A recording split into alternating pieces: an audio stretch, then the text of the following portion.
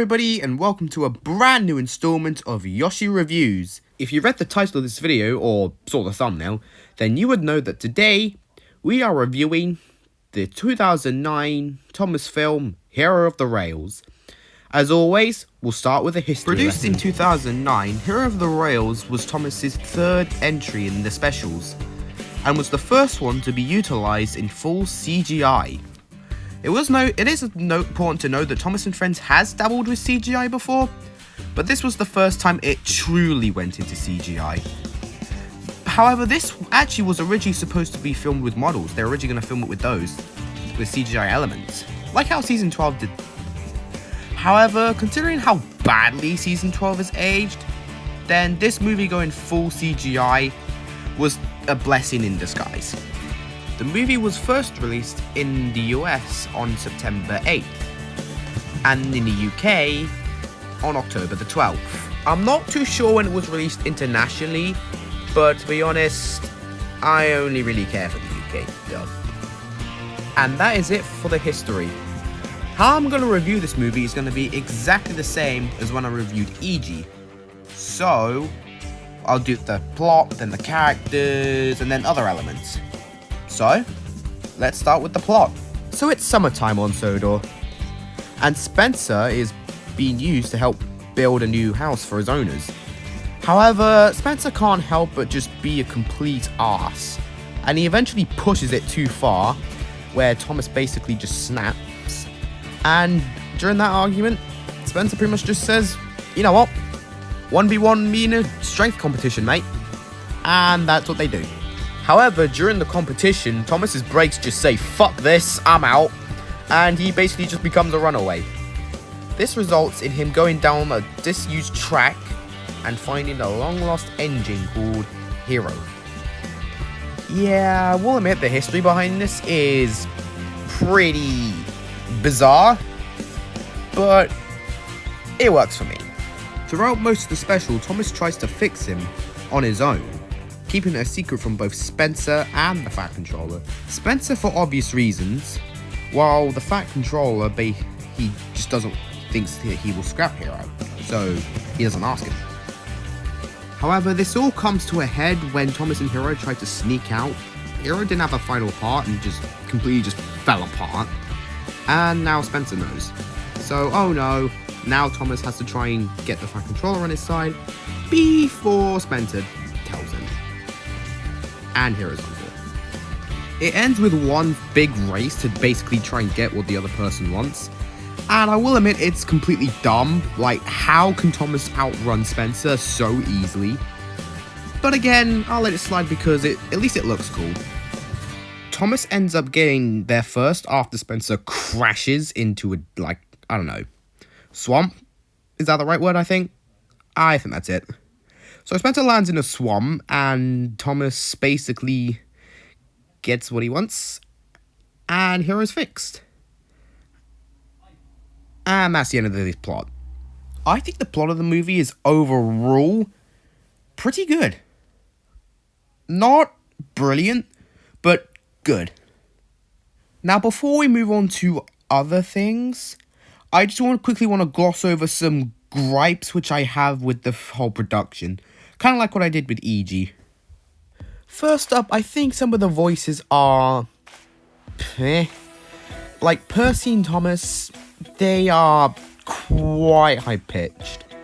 And I will admit, it does kind of get annoying after a while. But at least for me, not to the point where I want to turn off. Unlike the US dub.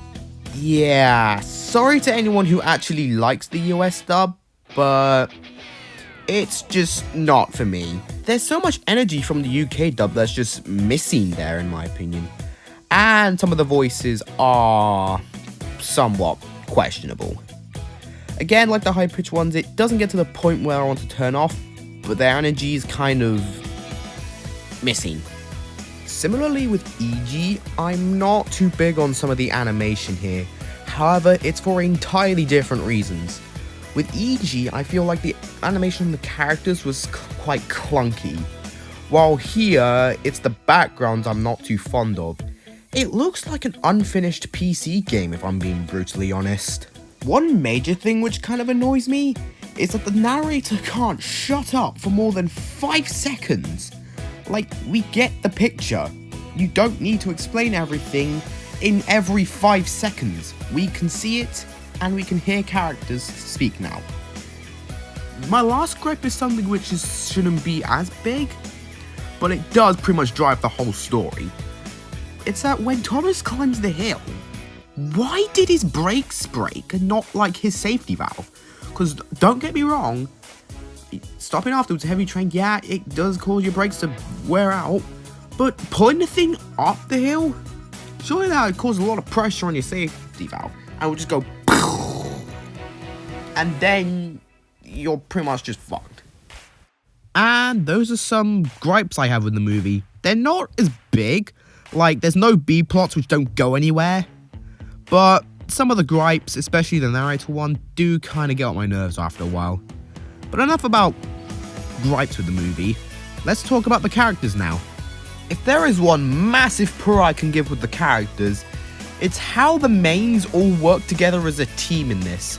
I really like this. It shows that, yeah, they can have their banter moments and disagreements, but they're a team. They'll help each other. I just figured I'd say that because unlike the previous 2 projects, they're shown as a main throughout the movie, and I really appreciate that. But starting with our actual single characters, we'll start with the main, Thomas. I feel like Thomas was handled pretty well here. Being stuck up in a rock in a hard place is not the best situation, but I like how he manages to remain cool under it and just continue on as if it's not happening. Especially when this is like the era where they got a lot of the characters just completely wrong. This is really high praise that I can give this. Up next is Percy, and I'm gonna be honest, he's kind of dumb here. He leaves his mail truck somewhere, then he can't remember where they are. You're a dumbass. Like, bro, if you're gonna leave your mail truck somewhere, at least put him in a place where you think you'll find him, not just in the middle of buttfuck nowhere. But other than that, Percy's okay. He's not at his best here, but to be honest, that was not their goal. So they did an okay job with him. I'm actually going to combine the Steam team as one character here because they pretty much all play the same role. And I think that was good. I like these characters in here. I like how, as I said before, they're a team here and not just a group of idiots. I really like them. That's my point I'm getting across. There's not much to say other than they're good. Next up is Spencer, the film's antagonist, and I think he's bloody great. He is absolutely good here. That's not to say that I don't think he's perfect. Like, his plan, like, it doesn't 100% make sense, but I'm happy to overlook that here because, well, he's an upgrade from who we looked at last time. If there was one thing that's a massive upgrade from what we looked at last time, is that how he's really active and, to the point, threatening in movie. Like, seriously, think about it for a minute. Throughout the movie, he's constantly up everyone's nose. And even towards, like, the middle, he knows Thomas is up to bullshit. And basically tries to stop him. That is a good reason. And it makes him a good threat as well. Especially towards the end, where the climax is. I really like that. To cut a long story short, I think Spencer is a good antagonist. And is a massive improvement over what we looked at last time. I've said that a lot, but I really mean it. The last character I'm going to be talking about today is the film's main new character. That being Hero. Now, first up, I just want to say, I do not care if this breaks, like, law or something. I honestly don't give a shit. I don't even give a shit about law altogether. It's not like MLP where you have to follow it step by step. No, you can just watch it in whatever order you want, and you wouldn't really miss much. Anyway, back to Hero as a character. I'm not exaggerating when I say this, but I think Hero is my favorite character in the whole movie. At least in the voice acting department. Toga Iwagawa, I'm pretty sure I horribly butchered that, does an excellent job. Applaudo to you, my guy. You delivered a great performance. I'm keeping that in. Fuck it. I also really like Hero's mindset. You totally understand why he thinks the way he thinks. It really helps drive both Thomas's thing and Hero's thing both together. And it's honestly probably one of my favorite parts of this whole entire movie. And with that, we are finished with the characters department. I know somebody's gonna go, oh, you missed Victor, but to be honest, I don't really have a lot to say about Victor. At least right now. My thoughts on him will change when we get to Blue Mountain Mystery.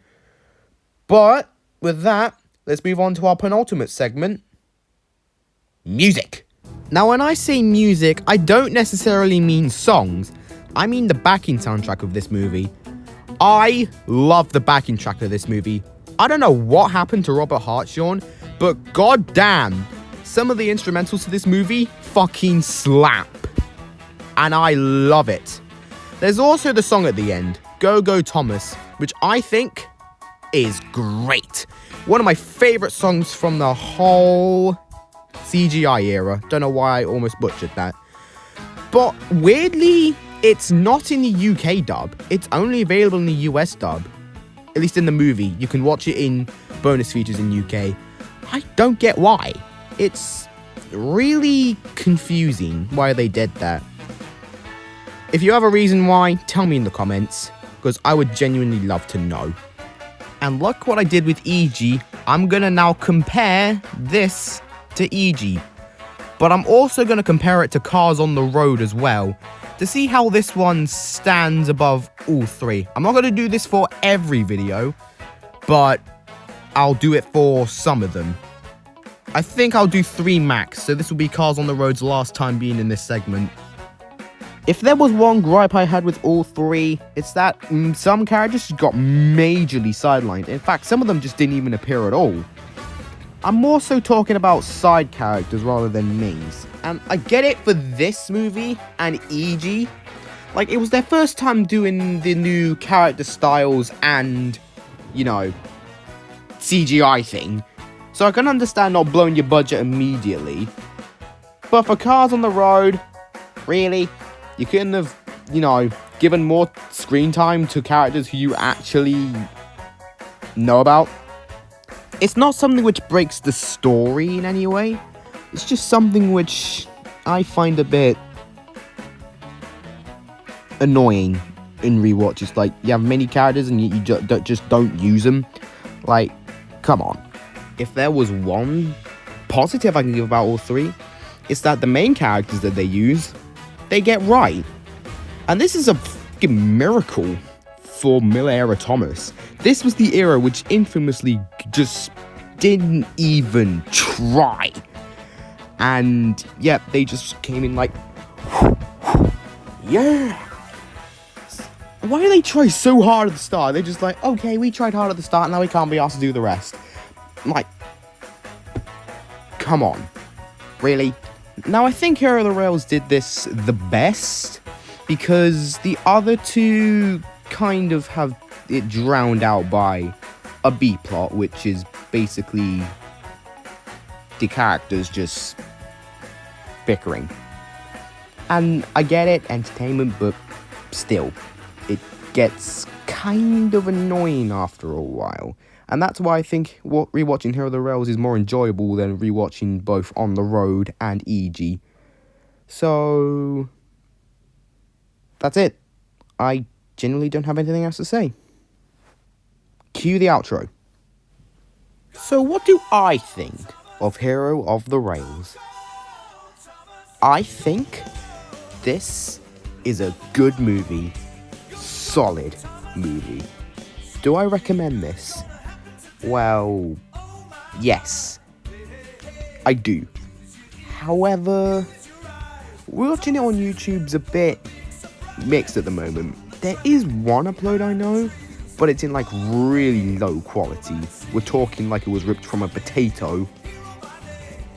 I'm not even talking about a potato that's been like cooked, I mean a raw potato. So that's one way. I believe, don't quote me on this, I think it's streaming on Amazon Prime. Again, don't quote me. Or you could just buy a DVD. That can't be taken away from you. We stand physical media here. And that is it for this review. So thanks for watching. I would say something along the lines of, I hope you enjoyed this as much as I made it. But if I'm being honest, Yoshi Reviews is the series which I've had the most burnouts with. And I mean single videos. Every time. Cars on the Road, I had a few burnouts. The EG review, I had multiple burnouts. And this one I had quite a few burnouts. This series just keeps driving me to burnout. So this is why this series is not that common. It's because burnouts. So if I do continue this series, what's next? Well, I'm thinking of something nostalgic to me. Something to do with dinosaurs. But you'll have to wait and see. Until we get to that review, all I can say is, thank you for watching, and have a good one.